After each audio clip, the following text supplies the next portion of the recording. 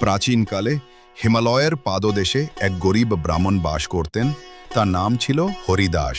প্রতিদিন ভোরে উঠে তিনি ওম নমঃ শিবায় জপ করতেন আর বন থেকে ফুল এনে শিবলিঙ্গে অর্পণ করতেন। একদিন প্রবল বৃষ্টি হয়, চারদিকে জল জমে যায়, বজ্রপাত হতে থাকে। লোকেরা শিব মন্দিরে যাওয়া বন্ধ করে দেয়, কিন্তু হরিদাস সে থামে না। বৃষ্টিতে ভিজতে ভিজতে পাথরে পড়ে গিয়ে রক্তাক্ত অবস্থায়ও সে পৌঁছে যায় মহাদেবের দরবারে। এক ফোঁটা বেলপাতা, একটা মাটির প্রদীপ আর এক চিমটে ভক্তি নিয়ে হঠাৎ বজ্রপাত বন্ধ হয়ে যায়।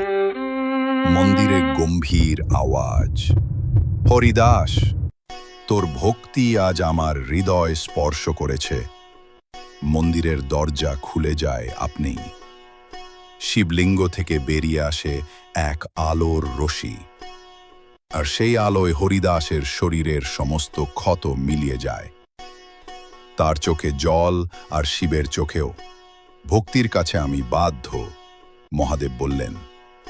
যার হৃদয়ে ভালোবাসা, তার কাছে আমি নিজেই এসে বসি।